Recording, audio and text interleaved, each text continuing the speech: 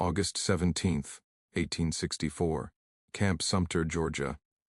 When Union Captain Henry Wirz ordered the excavation of the southwest corner of the prison stockade, his work detail unearthed something that made even hardened Confederate guards vomit into the red Georgia clay. Beneath 3 feet of soil they found a network of tunnels, not dug by escaping prisoners, but by something else entirely. The passages were nearly 2 feet in diameter, their walls compressed smooth by the passage of bodies far larger than any rat had a right to be. Inside one tunnel, Private James McElroy's shovel struck something soft. He pulled back to reveal a creature the size of a terrier dog, its yellowed incisors as long as a man's thumb, still gnawing on what appeared to be a human femur. When the creature turned its diseased eyes toward the soldiers, it didn't flee. It hissed.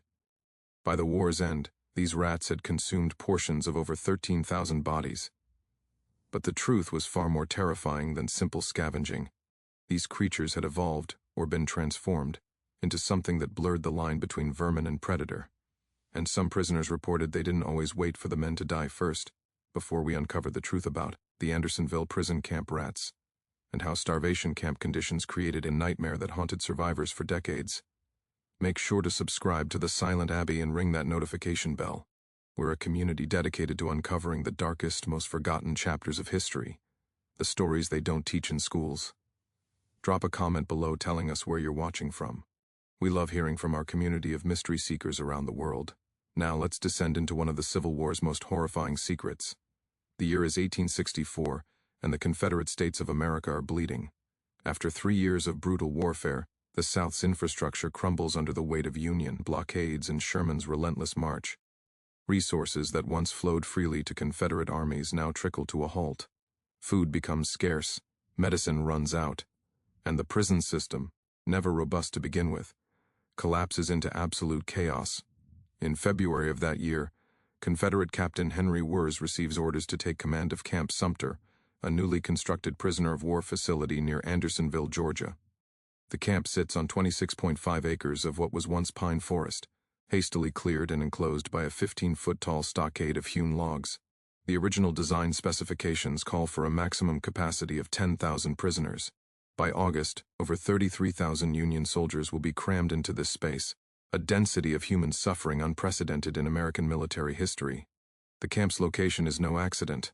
Andersonville lies deep in Georgia's interior, far from Union lines and far from the prying eyes of foreign observers, who might report on conditions to European governments. It sits in Sumter County, a region of red clay and scrub pine, where summer temperature res regularly exceed 95 degrees, and the humidity makes breathing feel like drowning. A small stream called Sweetwater Creek runs through the center of the camp, meant to provide fresh water for drinking and sanitation. Within weeks of the first prisoners arriving, this stream becomes an open sewer.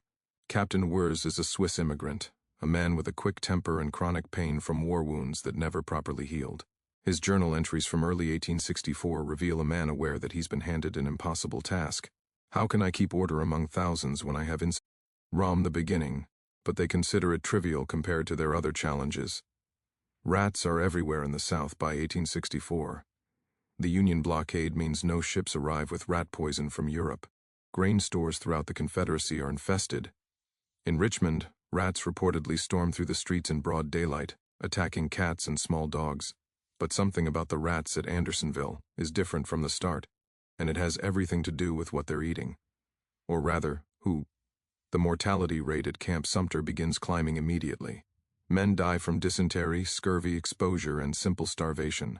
The daily ration consists of a tablespoon of beans, a small piece of cornbread, and occasionally a sliver of rancid bacon, perhaps 800 calories total, when men need 3,000 to survive. Within weeks, the dead wagon makes its rounds every morning. Collecting bodies that have expired during the night, the burial detail, composed of prisoners who are still strong enough to work, carries the dead to a plot just outside the stockade walls. By April, they're entering 30 to 40 bodies per day. By July, that number will climb to over 100 daily. The burial trenches are supposed to be 6 feet deep, as military regulation requires. But the exhausted prisoners manage barely 4 feet, sometimes 3, before collapsing from exhaustion. This is where the rats find their paradise.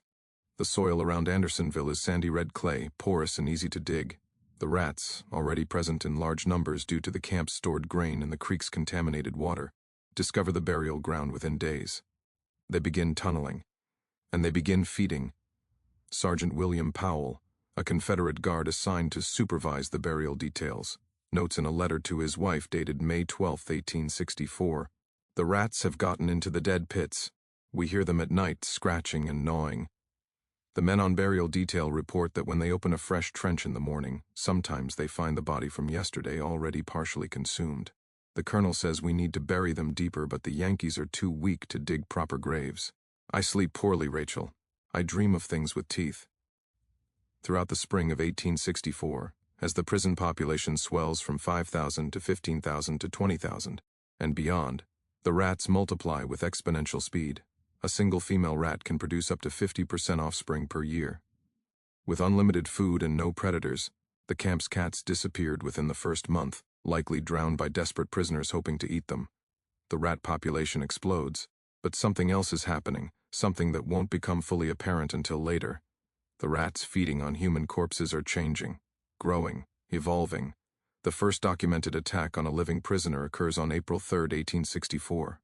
Private Thomas O'Day of the 16th Connecticut Infantry wakes in the pre-dawn darkness to find a rat chewing on his foot. O'Day, weakened by dysentery and scurvy, lacks the strength to kick the creature away. He screams, waking the men around him, who beat the rat to death with a piece of board. When they examine O'Day's foot in the morning light, they find that the rat has gnawed through the leather of his shoe and removed 3 of his toes down to the bone. O'Day dies of infection 11 days later. His messmates report that in his delirium he kept screaming about the big one that watched from the shadows while the smaller rat fed, as if standing guard. The incident is reported to Captain Wirz, who notes it in his daily log but takes no action. In a camp where men die by the dozens every day, a rat bite seems trivial, but it's not an isolated incident. Private Samuel Melvin records in his diary dated April 19th. "Last night Thompson from Company E woke us all with his screams. We found him covered in rats, not 1 or 2 but dozens all over him like a living blanket. We beat them off with sticks and bare hands, and I swear some of them were as big as possums. Thompson had bites all over his body, deep wounds that bled terribly. But what struck me most was how they worked together. They didn't scatter when we approached. They retreated in a group, organized like, and I could hear them in the darkness after, making those clicking sounds. It sounded like language. Thompson didn't make it to morning." By May, the pattern becomes impossible to ignore. The rats are specifically targeting the weakest prisoners, men too sick or injured to defend themselves. But more disturbing are the reports of the rats' size and behavior. Multiple prisoners describe rats the size of small dogs, with teeth like knives, and a pack-hunting behavior more reminiscent of wolves than rodents. Corporal James Davidson writes to his family in a letter that would eventually be published in the Milwaukee Sentinel after his release, "Mother, I know you'll think I've lost my mind, but I must tell someone what I've seen. The rats here aren't natural."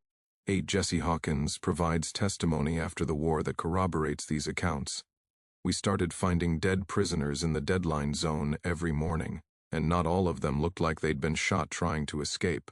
Some appeared to have been dragged there, leaving trails in the dirt. Captain Wirz ordered us to shoot anything that moved in that zone after dark, man or animal. One night I fired at what I thought was a prisoner crawling toward the wall. When we retrieved the body at dawn, it was a rat, but Lord help me, it was 3 feet long from nose to tail.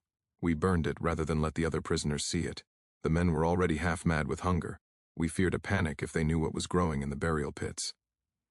In June 1864, a tunnel escape attempt goes horrifically wrong.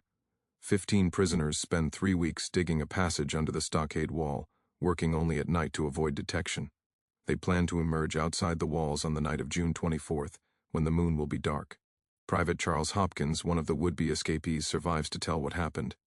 "We broke through into what we thought was open ground around midnight, but we'd miscalculated.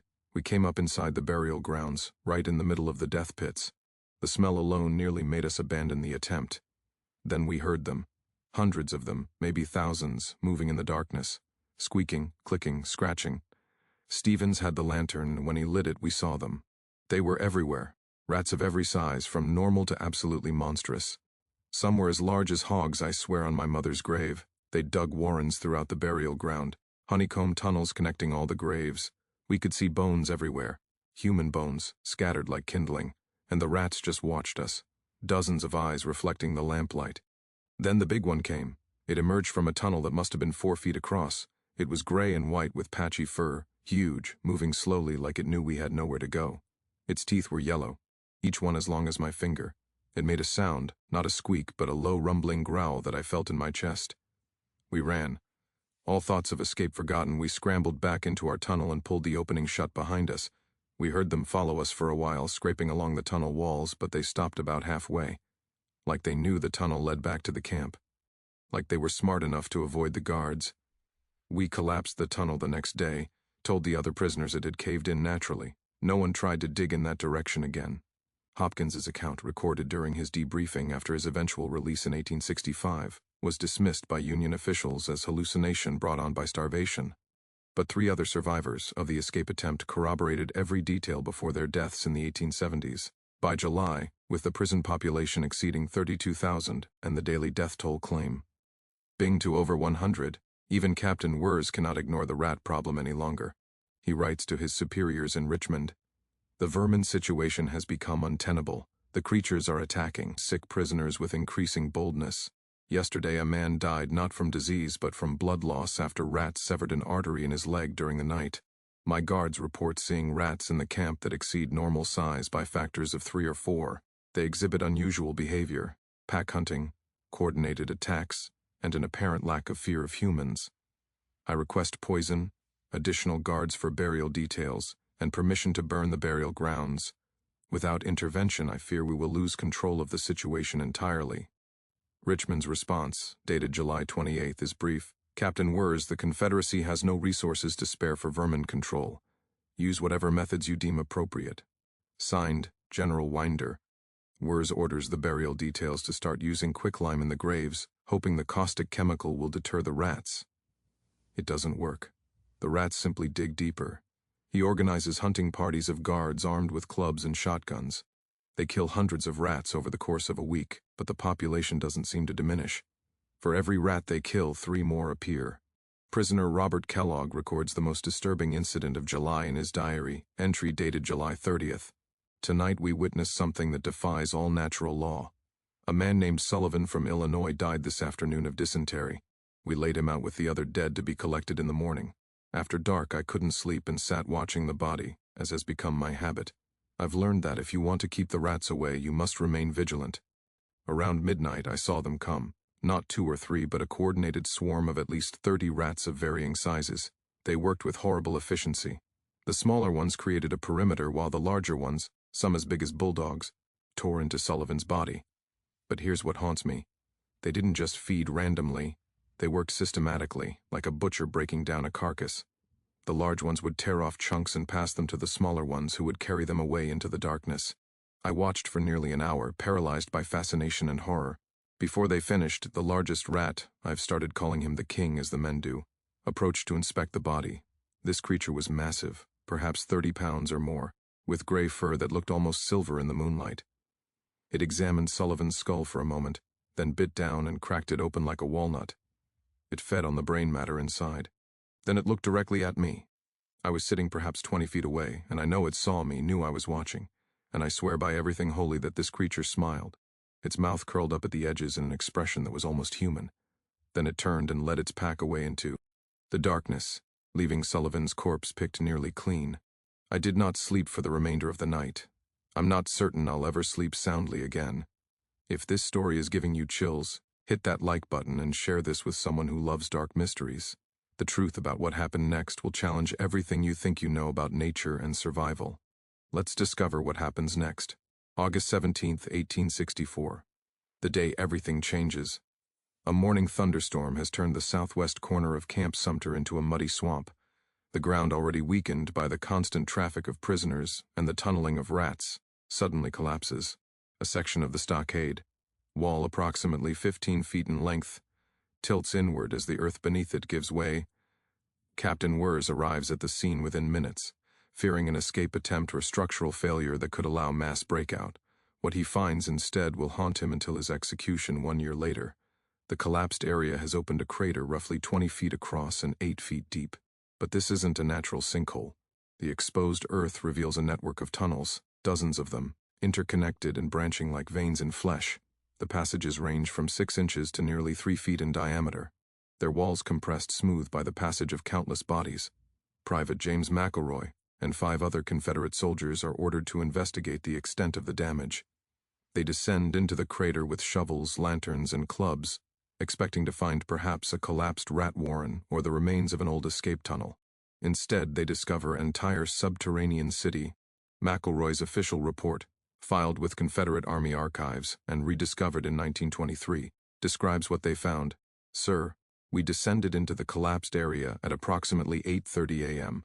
The storm had washed away perhaps 4 feet of topsoil, exposing a network of tunnels that extends under a significant portion of the southwest stockade section. The tunnels appear to be of varying ages, some freshly dug with loose earth still on the walls, others packed hard with age and use. Following orders, we entered the largest tunnel to assess whether it posed a security risk for prisoner escape. The tunnel descended at a gradual angle, approximately 30 degrees, and ran in the direction of the burial grounds. We proceeded approximately 40 yards before the passage opened into a larger chamber.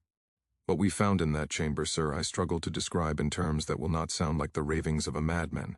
The chamber was roughly 15 feet across and 6 feet high, too large to be a natural formation and clearly excavated by something over extended time. The walls were lined with bones, human bones, skulls, femurs, ribs, all arranged with what appeared to be intentional organization.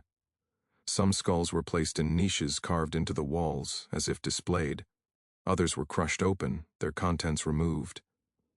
In the center of the chamber lay the carcasses of 2 rats, but to call them rats seems insufficient.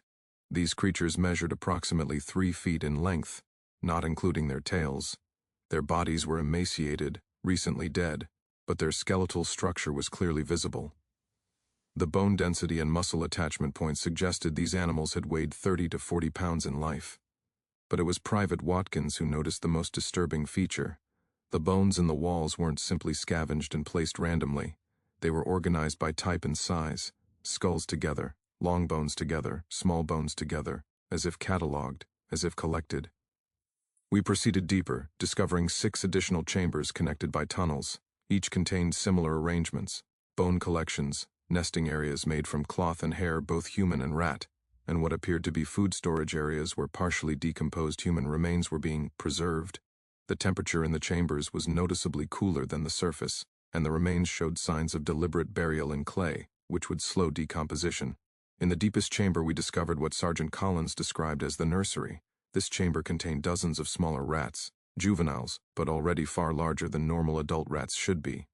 They were feeding on a human body that appeared to have been freshly dragged down from above. The body was that of a Union prisoner, identified by his uniform, and he could not have been dead for more than a few hours. Most disturbing of all, sir, was what we found in the final chamber. A rat that, by my estimation, weighed at least 50 pounds. It was gray and white with patches of missing fur revealing scar tissue beneath. One eye was clouded white, the other a disturbing yellow color. When we entered with our lanterns, it did not flee. It watched us. Sergeant Collins fired his pistol, striking the creature in the shoulder. It screamed, and sir, I do not use that word lightly. This was not a squeak or a squeal, but a vocalization that sounded almost human in its rage and pain. The creature charged us. It moved with shocking speed for something so large, and it targeted Collins specifically, as if it understood he was the one who shot it. We beat it to death with our shovels. It took 17 blows before the creature stopped moving. When we dragged it into the sunlight for Captain Wirz to inspect, even he became pale. Sir, I have seen many things in this war. I have seen men torn apart by artillery and watched boys die of disease in crowded hospitals. But I have never seen anything that disturbed me as much as that creature's eyes. In its final moments, it looked at me with something that wasn't animal instinct.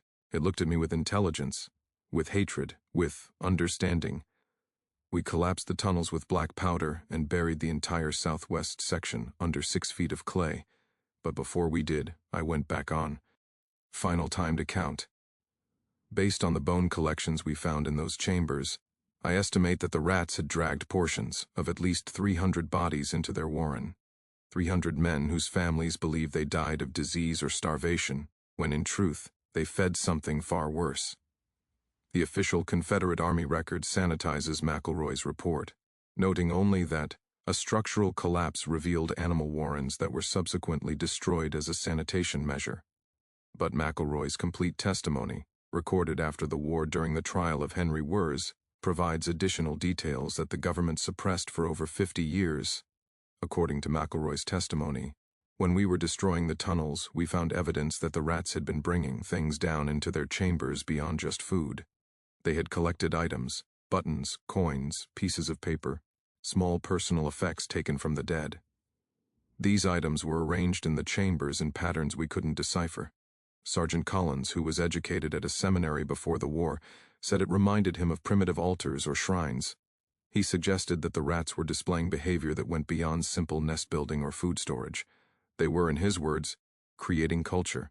Union prisoners who witnessed the collapse and the subsequent Confederate response provide their own accounts. Private John McElroy, no relation to the Confederate soldier, writes, "When the ground opened up that morning, we heard sounds from below that curdled our blood, squealing, clicking, and what sounded like the chittering of thousands of creatures in distress. The Confederates sealed off the area immediately and wouldn't let any prisoners near. But that night, we could hear explosions as they blew the tunnels. And we could hear screaming, not human screaming, but something else, something that had learned to scream." Dr. Joseph Jones, a Confederate Army surgeon assigned to inspect Andersonville's sanitary conditions in August 1864, includes a brief note in his official report about the tunnel system. His account, published in the Southern Medical and Surgical Journal in 1876, states, "During my inspection, I was shown a specimen collected from the tunnel collapse of August 17th. The specimen was a rat of extraordinary size, preserved in alcohol. I examined the creature's teeth, which showed unusual wear patterns and developmental abnormalities consistent with a diet of bone, calcium-rich tissue. More disturbing were the creature's cranial measurements. The brain case was approximately 40% larger than standard Rattus norvegicus, suggesting either a developmental mutation or an evolutionary adaptation driven by environmental pressures and dietary changes. The implications of rapid evolutionary change in a rodent population are scientifically fascinating, but in the context of Andersonville, deeply troubling. Captain Wirz orders an immediate extermination campaign. Over the next 3 days, Confederate guards and prisoner volunteers kill over 2,000 rats of various sizes. They burn the bodies in massive pyres that produce smoke visible for miles. The stench is so horrific that guards wear cloth masks soaked in vinegar. But even this massive culling barely dents the population. What's more concerning is that the largest rats, the ones exceeding 20 pounds, are never found. Despite extensive hunting and systematic searches of the camp, the massive specimens reported by both prisoners and guards seem to have vanished. Some theorize they fled into the Georgia wilderness. Others believe they burrowed deeper, beyond the reach of human pursuit. The final discovery comes on August 23rd, when a burial detail opens a trench in the northwest corner of the burial ground, an area that hadn't been disturbed in weeks. Inside they find a chamber that wasn't connected to the southwest tunnel system, suggesting multiple independent colonies. This chamber contains something that even the hardened soldiers cannot process, a collection of human skulls arranged in a circle, each one cracked open at the crown.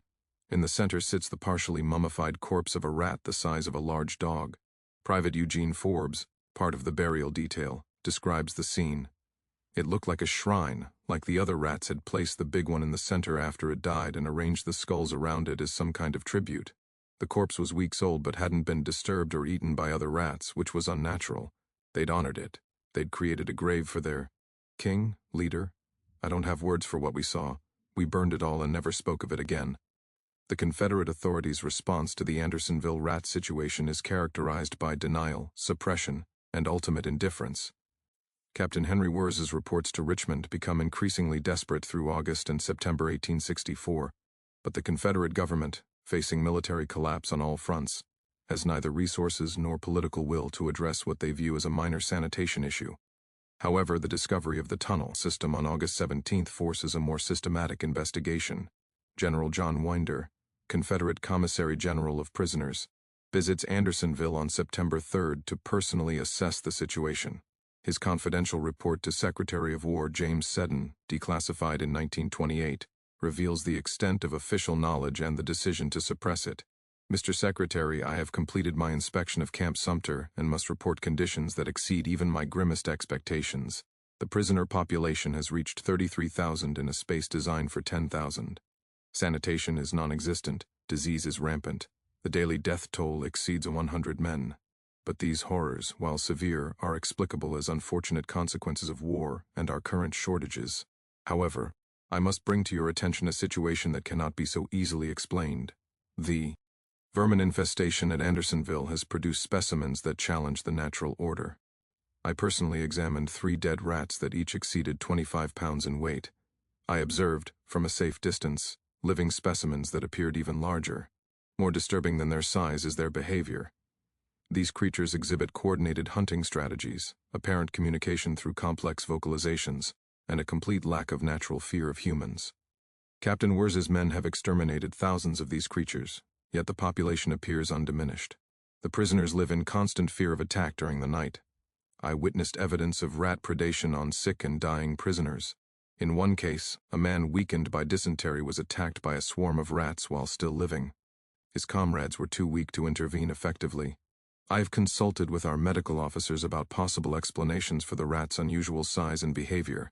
Dr. James Jones suggests that the abundance of human corpses, combined with the warm climate and lack of predators, has created optimal conditions for accelerated reproduction and growth. He theorizes that the rats' unusual size may result from unlimited access to protein-rich food during crucial developmental periods. However, this does not explain their behavioral abnormalities. Mr. Secretary, I must recommend the immediate evacuation and closure of Camp Sumter. The facility has become a humanitarian disaster that will bring shame upon the Confederacy should word reach foreign powers. Moreover, the vermin situation poses not only a threat to prisoners, but potentially to the surrounding civilian population should these creatures spread beyond the camp boundaries.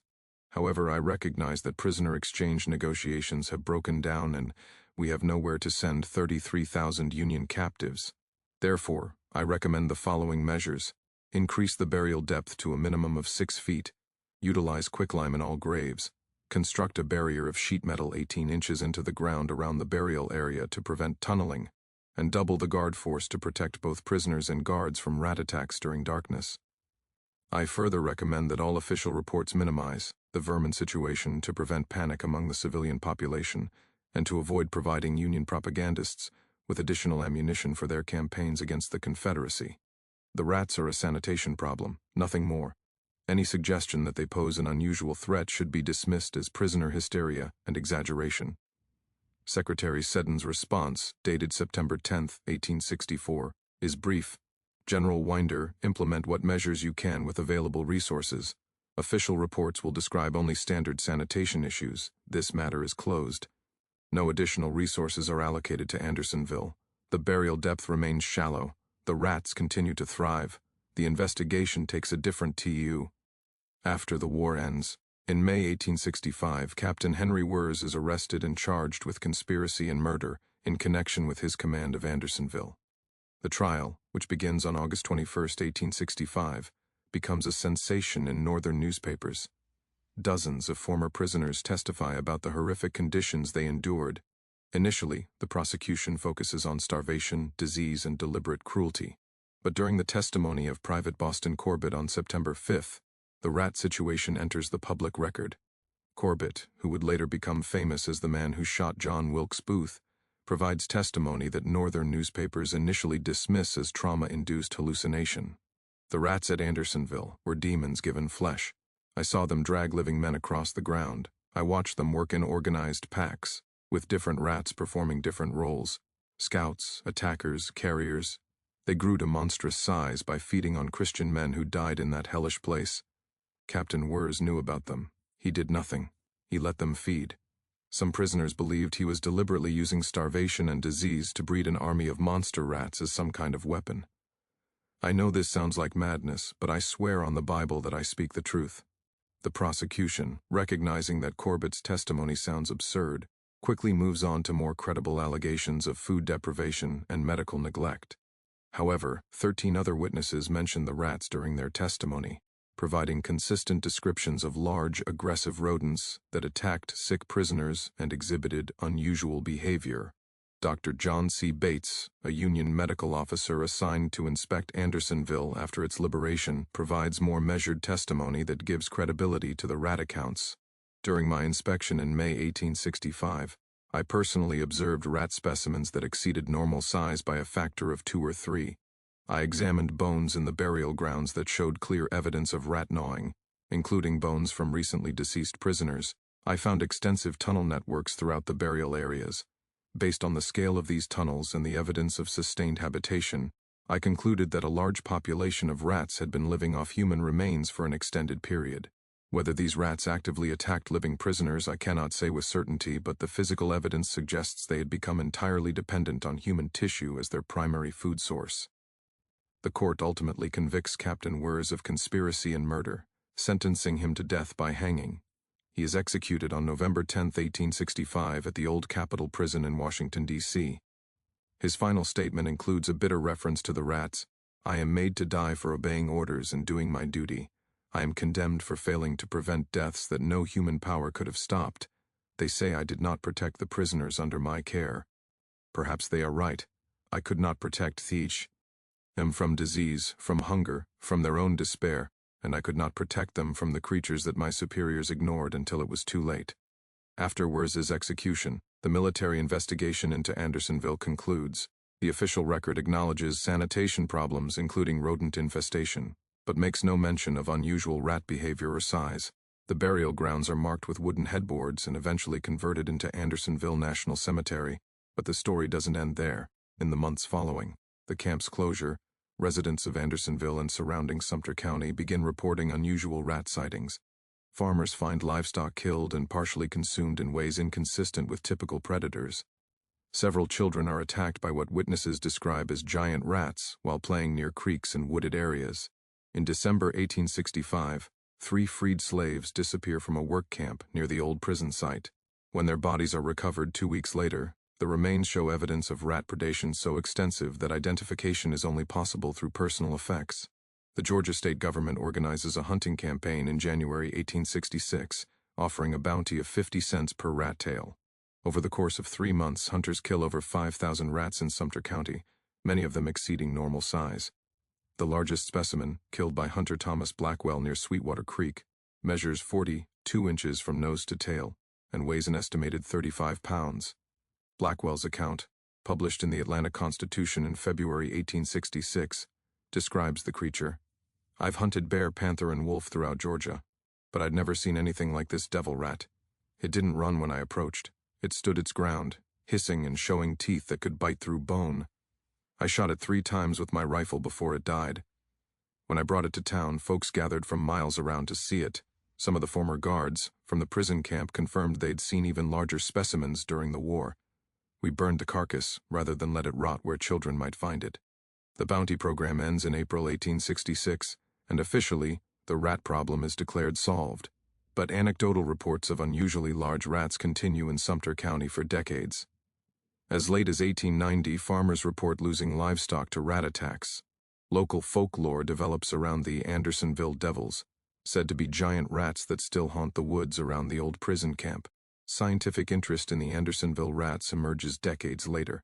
In 1923, Dr. Harold Morrison of the University of Georgia's Biology Department publishes a paper titled "Rapid Evolutionary Adaptation in Rattus norvegicus, a case study from Civil War Georgia." Morrison analyzes skeletal remains recovered from the Andersonville area and preserved specimens from the period. His findings are remarkable. The skeletal remains show clear evidence of rapid evolutionary change driven by environmental pressures.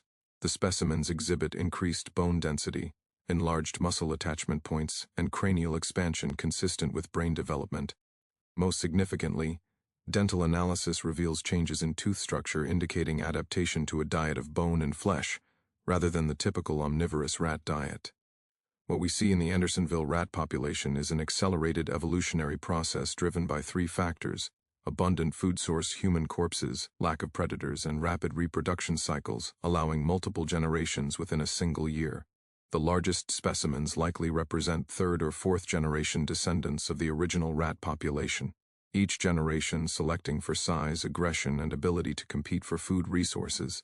This case demonstrates that significant evolutionary changes can occur within remarkably short timeframes when selection pressures are extreme and consistent. The Andersonville rats represent a unique natural experiment in adaptation, albeit one conducted under the most horrific circumstances imaginable. Morrison's paper, published in the Journal of Mammalogy, generates brief academic interest but is largely forgotten. The specimens he studied are lost in a laboratory fire in 1931, destroying the primary physical evidence of the Andersonville rat's unusual characteristics. The Andersonville rat phenomenon had far-reaching impacts that extended well beyond the immediate horror of the Civil War prison camp. The case forced both medical and military establishments to confront uncomfortable truths about sanitation, prisoner treatment, and the unintended consequences of human conflict on animal populations. In the immediate aftermath, the trial and execution of Captain Henry Wirz established precedent for holding military personnel accountable for prisoner welfare. While Wirz was convicted primarily for the overall conditions at Andersonville rather than the rat situation specifically, testimony about the rodent attacks influenced the court's view of his negligence. The trial transcripts were studied by military officials worldwide and contributed to the development of the Geneva Conventions of 1929, which established international standards for prisoner of war treatment. The Andersonville case also prompted the U.S. Army to implement new sanitation protocols for all military installations. Army General Order 23, issued in April 1866, mandated specific burial depths for deceased soldiers, required regular pest control measures, and established inspection protocols for military prisons and camps. These regulations, directly influenced by the Andersonville disaster, remained in effect with modifications until the mid-20th century. Medical implications of the case proved equally significant. The observations of rapid evolutionary change in the rat population caught the attention of early evolutionary biologists, including a young scientist named D. Thomas Hunt Morgan, who would later win the Nobel Prize for his work on genetics. In a letter written in 1894, Morgan references the Andersonville case. If the accounts are accurate, and I have no reason to doubt the testimony of multiple independent observers, the Andersonville rats represent one of the most dramatic examples of natural selection, operating on a visible timescale.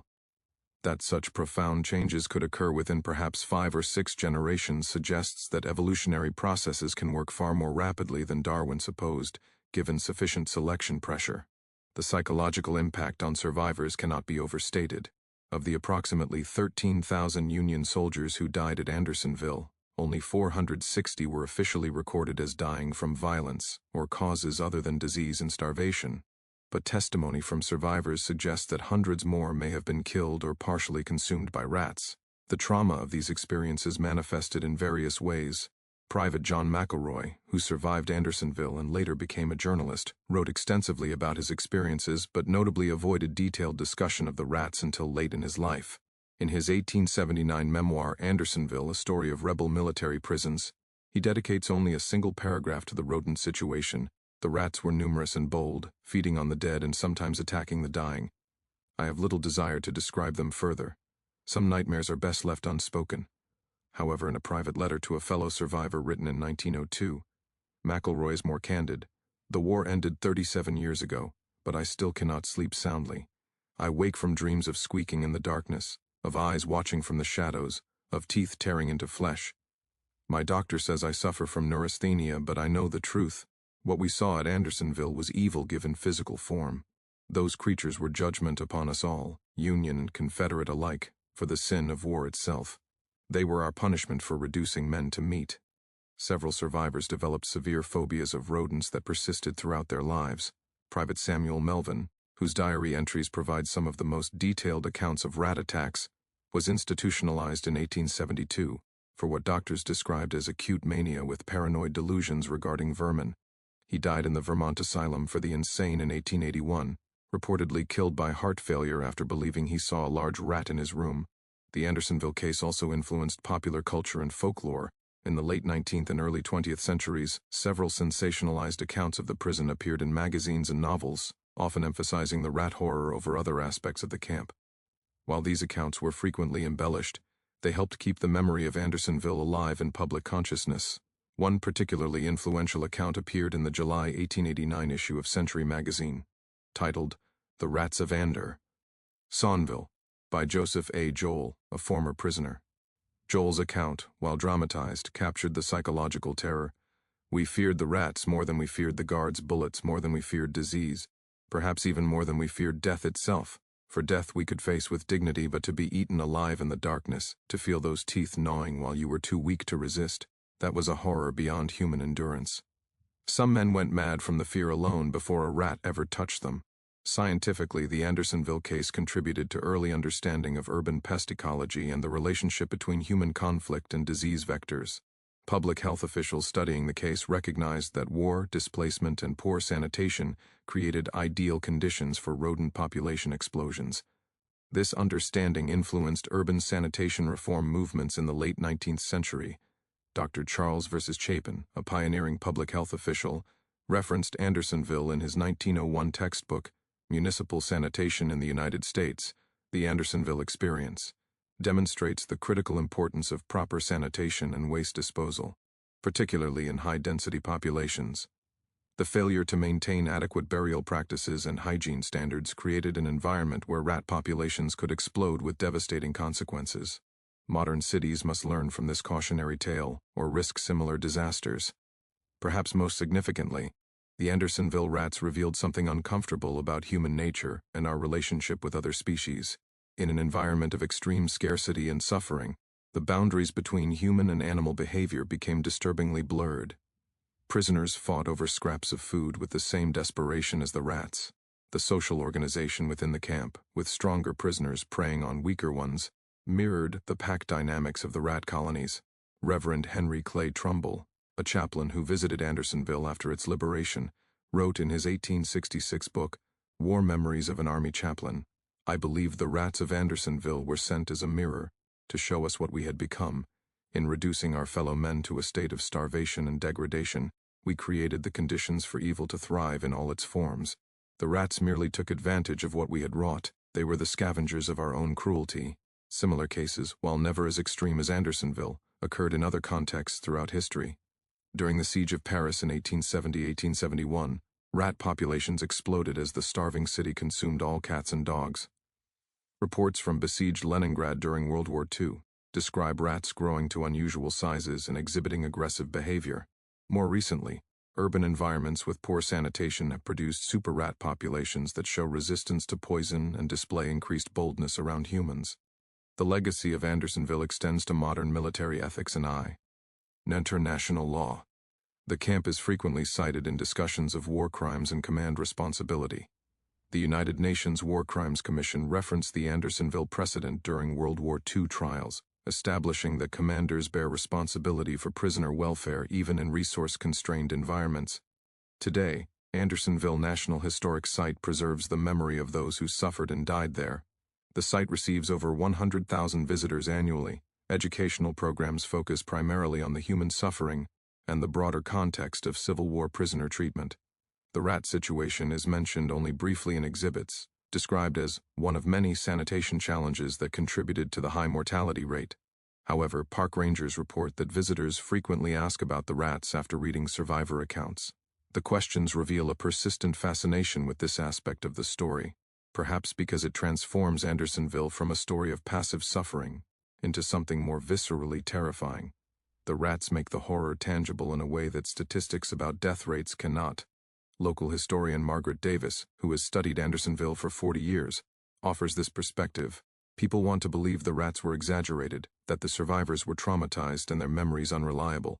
But the evidence is too consistent across too many sources. The rats were real, they were as big as the accounts claim, and they did hunt men. Accepting this reality forces us to confront an uncomfortable truth. In the right conditions, with human assistance, nature can create monsters, and we bear responsibility for those creations. The rats of Andersonville represent one of history's most disturbing examples of how human conflict can create unintended horrors. In our quest to defeat each other, we sometimes unleash forces we can neither predict nor control. The Confederate authorities created conditions of such extreme deprivation that natural selection worked at an accelerated pace, breeding larger, more aggressive, more intelligent predators from common rats within a single year. But perhaps the most unsettling question isn't about the rats themselves, but about what they reveal regarding human nature. We know that some prisoners at Andersonville began preying on their fellow inmates, stealing food, forming gangs, and committing violence against the weakest. In their desperation, they descended to behavior that mirrored the rat packs hunting in the darkness. So what really separated the prisoners from the rats? Both were products of their environment. Both were struggling to survive, and both were willing to consume the dead, and sometimes the dying, to live another day. The rats were simply more honest about what they had become. What do you think drove the Confederate authorities to ignore warnings about the rat situation until it was too late? Was it genuine resource scarcity, bureaucratic indifference, or something darker? Leave your theories in the comments below. We love hearing different perspectives from our community of history seekers. If you found this story as disturbing and fascinating as we did researching it, make sure you're subscribed to the Silent Abbey. We're dedicated to uncovering the darkest, most forgotten chapters of history, the stories that reveal uncomfortable truths about human nature and the world we've built. Next week, we'll be exploring another lost chapter of American history that authorities tried to suppress. Until then, remember, the past isn't really past. The lessons of Andersonville echo forward into our present. In any situation where humans are reduced to mere survival, where dignity is stripped away and basic needs are denied, monsters will emerge. Sometimes those monsters have fur and teeth, sometimes they wear uniforms, and sometimes they're just ordinary people pushed beyond the breaking point. Thanks for watching, and we'll see you in the next video.